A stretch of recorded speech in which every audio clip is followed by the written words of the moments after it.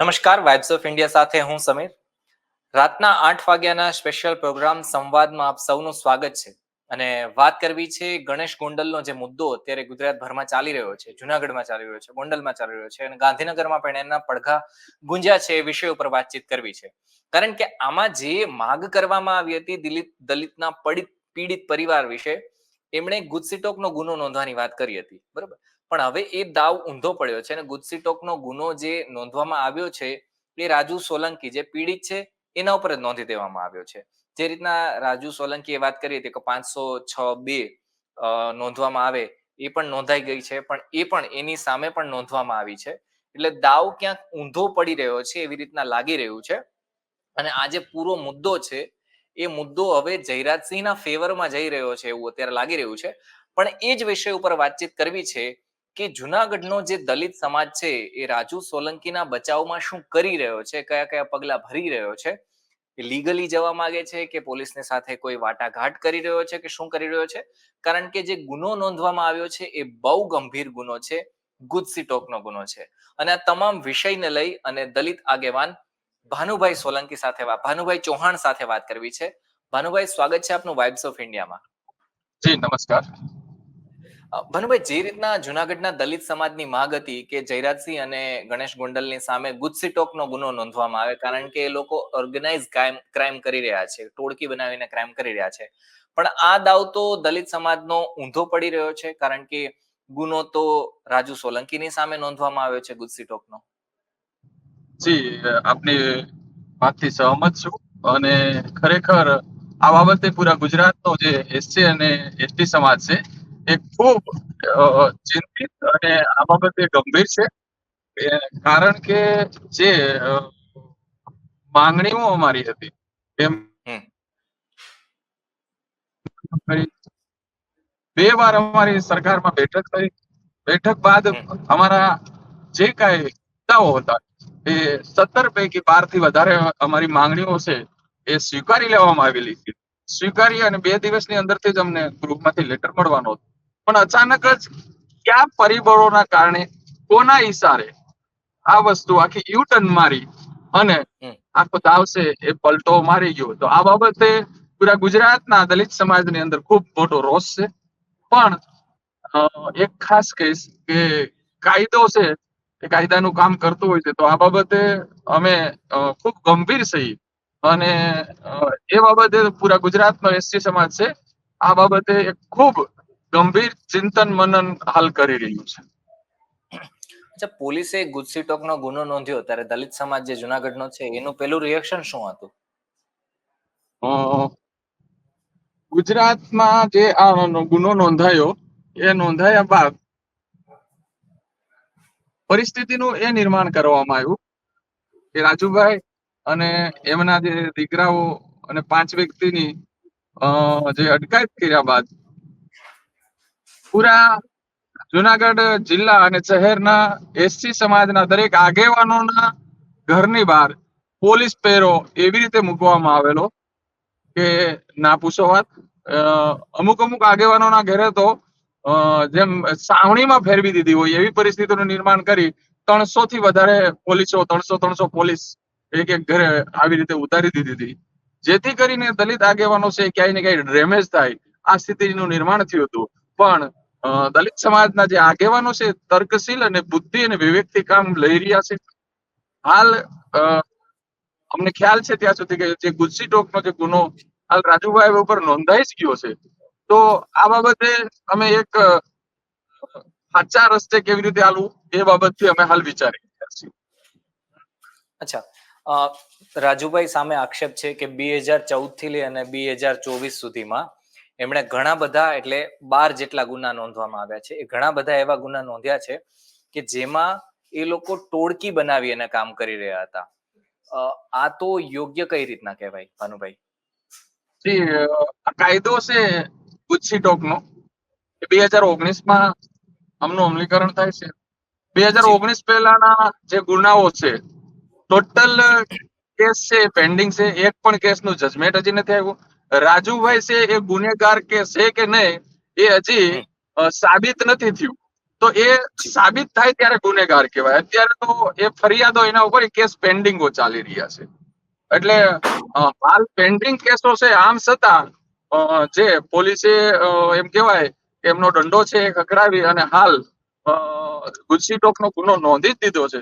તો કાનૂની જે લડત છે એ લડત આપવા માટે પણ દલિત સમાજના દરેક આગેવાનો છે અગ્રેસર રહી અને સિનિયર વકીલોની સલાહ લઈ અને આમાંથી આગળ અમારે કાયદાકીય લડત કેમ આપવી એ બાબત અમે વિચારી રહ્યા છીએ.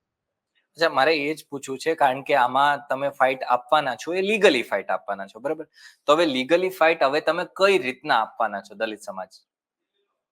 જી, કાયદો દરેક માટે સમાન હોય છે. જ્યારે હાલ ગુનો નોંધાઈ ગયો છે તો અમારા ગુજરાતભરના તમામ આગેવાનો છે એ ટૂંક સમયની અંદર જ અમે મળવાના છીએ. આગેવાનો મળી ચર્ચા કરી યોગ્ય દિશા યોગ્ય માર્ગદર્શન નીચે ઝડપથી કેવી રીતે આ ગુનામાંથી બહાર નીકળી અને રાજુભાઈને બહાર લાવી શકીએ. આ ગુના સાચા છે કે ખોટા છે એ બધા ગુનાઓ હજી પેન્ડિંગ છે. એટલે એ બાબતથી પણ સિનિયર વકીલો જે અમારી લીગલ ટીમ છે એમને પણ મળવાના છીએ. એટલે ઝડપથી ન્યાયિક પ્રક્રિયા છે એ ન્યાયિક પ્રક્રિયાની જે કઈ રસ્તો છે એ રસ્તા ઉપર અમે હાલવાના છે. અચ્છા, થોડા દિવસ પહેલા રાજુભાઈ સોલંકી ગાંધીનગર આવ્યા હતા અને ગાંધીનગરમાં આવી અને એમણે કહ્યું હતું કે મને ગૃહ રાજ્યમંત્રી હર્ષ સંઘવી ઉપર પૂરો વિશ્વાસ છે, બરોબર? એના થોડા દિવસ પછી, એટલે લગભગ મારા ખ્યાલથી 3 દિવસ પછી એ વાત સામે આવે છે કે રાજુ સોલંકીની સામે જ ગુજસી ટોકનો ગુનો છે નોંધી દેવામાં આવે છે. તો પોલીસ સાથે આ મામલે તમારી વાતચીત થઈ રહી છે દલિત સમાજની? જી, હું 3 દિવસથી મધ્ય ગુજરાત ત્યાંથી સૌરાષ્ટ્ર દરેક સૌરાષ્ટ્રના 4 જિલ્લાઓ, મધ્ય ગુજરાતમાં 3 જિલ્લા અને દક્ષિણ ગુજરાતથી બધા આગેવાનો સાથે ચર્ચા કરી અને આજે હાલ જુનાગઢ મેં પીડિત જે રાજુભાઈ છે એમના પરિવાર એટલે એમના દીકરાઓ અને રાજુભાઈના ઘેરેથી બેનની અને જુનાગઢ જિલ્લાના તમામ આગેવાનો સાથે ચર્ચા કરી બેઠો. ત્યાર પછી જુનાગઢ એસપી સાહેબ છે એમને રૂબરૂ અમારી ટીમના માધ્યમથી એક આગેવાન બની અને અમે એમની મુલાકાત સાહેબની પણ લીધી. અને હાલ અમારું જે સાહેબ સાથે મીટિંગ થયા પછી પોલીસ તરફથી પણ અમને ખૂબ સાથ સહકાર મળેલો છે. હાલ સાહેબને જે વસ્તુ અમારે કહેવાની હતી, અમારી જે મર્યાદા અમારે એ વાત અમારી સાહેબે ખૂબ સારી રીતે સાંભળી છે કે હાલ રાજુભાઈનો પરિવાર છે એને પૂરી રીતનું રક્ષણ મળે. ત્યાર પછી સાથે સાથે જુનાગઢની અંદર દરેક આગેવાનોના ઘરની બહાર જે પોલીસ પહેરો લાગેલો છે તો હવે પછી કોઈ આગેવાન છે એ ખોટા ડેમેજ ન થાય. અને આમાં જો હવે પછી માનો કે કોઈ પણ આગેવાન છે એના ઉપર ખોટી કાંઈ પણ આવી રીતની કાંઈ વસ્તુ થાય તો ગુજરાતનો દલિત સમાજ છે ખૂબ રોષે છે. તો પછી આ બાબતથી અમે જે જન આંદોલન છે જો એ ચાલુ થઈ જાય તો અમે રોકી નહીં શકીએ. તો હાલ અમે કોઈ આંદોલનની દિશામાં નથી. હાલ અમે ન્યાયિક પ્રક્રિયા છે એ પ્રક્રિયા બાબતથી અમે કાયદાકીય લડત આપવા માટે તૈયાર છીએ. એમાં અમને પોલીસ એસપી સાહેબ અને ડીવાયએસપી સાહેબે અને જે ઉચ્ચ અધિકારીઓ એ સાથે બેઠક મળી અને અમે સારી રીતે સાંભળ્યા છે. હાલ જે કાયદાકીય લડત છે એમાં અમે ન્યાયિક પ્રક્રિયા છે એ બાબતથી અમે લડત આપી રહ્યા છીએ. અચ્છા, જુનાગઢના એસપી ની વાત કરીએ, હર્ષદ મહેતા અને ડીવાયએસપી હિતેશ ધાંધલિયા, આ બંને સાથે તમારી બેઠક થઈ તો એમણે તમને સૂચનો શું આપ્યા છે? નહીં, એમણે ખૂબ સારી બાબત કીધી કે હાલ જે ગુનો નોંધાઈ ગયો છે તો આપ સમાજના આગેવાનો છો, ખૂબ સમાજની અંદર સ્વયં રહે અને શાંતિથી કોઈ ખોટા ગેરમાર્ગે દોરી અને બીજા કોઈ ઉશ્કેરવાના કોશિશો કે આદે કઈ ન થાય એ ખાસ ધ્યાન રાખવું. તો એ અમારી પણ નૈતિક ફરજ છે કે સમાજમાં કોઈ નુકસાન ન થાય. કારણ કે હાલ જે ફાઇટ છે એક જયારે એફઆરઆઈ દર્જ થઈ ચૂકી છે તો અમારી જે લડત છે એ કોર્ટમાં જ રહી છે. એટલે લીગલી ફાઇટ છે તો લીગલ બાબતથી જ અમે ચાલવા માંગીએ છીએ. એટલે ગુજરાતભરના તમામ એસસી સમાજના આગેવાનો અને યુવાનોને પણ સંદેશો આપીએ છીએ કે હાલ આપણી જે લડત છે એ લડત આ લીગલી લડત છે. એટલે લીગલ સાઈડે જ અમે હાલવા માંગીએ છીએ હાલ. અચ્છા, જુનાગઢના દલિત સમાજે વાત એવી રીતના રાખી હતી કે આ ઓગસ્ટ મહિનો ચાલી રહ્યો છે, આપણે બધા જાણીએ છીએ, 15મી ઓગસ્ટ આવવાની છે, આપણો સ્વતંત્રતા દિવસ આવવાનો છે. આ દિવસે જુનાગઢના દલિત સમાજે એવી રીતના વાત રાખી હતી કે અમે ગાંધીનગરમાં ઘેરાવો કરીશું, સ્ત્રી પુરુષો જેટલા પણ છે દલિત સમાજના એ બધા ગાંધીનગરમાં જવાના છે અને અમને ન્યાય મળે એના માટે અમે માગ રાખવાના છીએ. તો હવે આ જે કાર્યક્રમ છે એ અત્યારે રાજુભાઈ સોલંકી તો અત્યારે જેલમાં છે, તો આ કાર્યક્રમો હવે ચાલુ જ રહેવાના છે કે આના ઉપર પૂર્ણ વિરામ લાગી ગયો છે? જો રાજુભાઈ સોલંકી જેલમાં છે અને કાર્યક્રમ ન થાય એવું તો નથી. કારણ કે આ જે આંદોલન હતું એ કઈ રાજુભાઈ સોલંકી પૂરતું સીમિત ન હતું. આ આંદોલન ગુજરાતની અસ્મિતાનું અને દલિત સમાજની અસ્મિતાનું આંદોલન હતું. પણ અમારે 15 તારીખે આંદોલન કરવાનું કે અમારી દરેક માંગણી છે એ સ્વીકારી લેવામાં આવેલી હતી.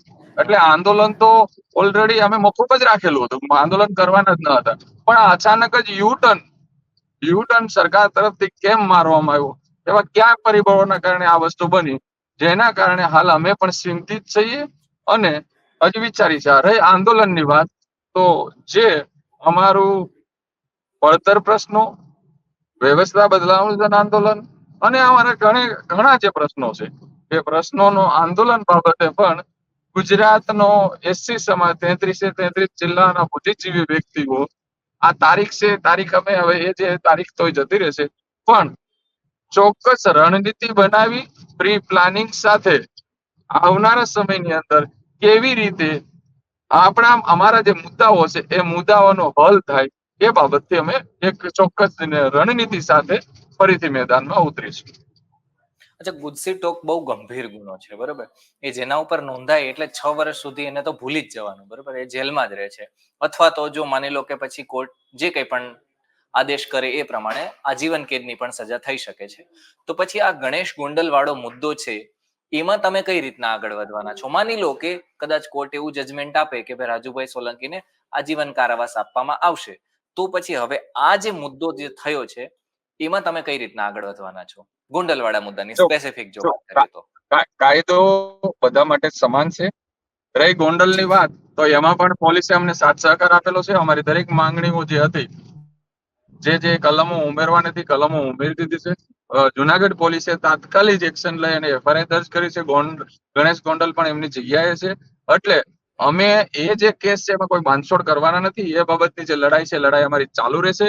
ગણેશ ગોંડલ સામે જે એમણે સંજય સોલંકીનું અપહરણ કરીને એમને જે મારકૂટ કરેલી છે, સમગ્ર દલિત સમાજની અસ્મિતા સાથે જે છેડછાડ કરેલા છે, તો એમાં કોઈ બાંધછોડ નથી. એ કેસ ચાલુ રહેશે. રહી રાજુભાઈની વાત, તો એ જજમેન્ટ જ્યારે આવે એ સમયે વિચારીશું. હાલ રાજુભાઈ છે એમને કેવી રીતે અમારી ન્યાયિક પ્રક્રિયાની અંદર બહાર લાવવા અને એમને કેવી રીતે જલ્દીથી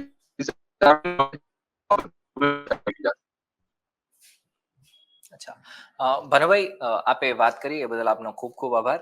જોઈએ હવે આગળના સમયમાં શું થાય છે એ, કારણ કે જે રીતના વાત ગુજસી ટોકની રાખવામાં આવી હતી એ જ ગુજસી ટોક અત્યારે રાજુભાઈ સોલંકી ઉપર લાગી ગયો છે અને હવે આગળ જોવાનું રહેશે કે શું થશે આ મામલે. ધન્યવાદ.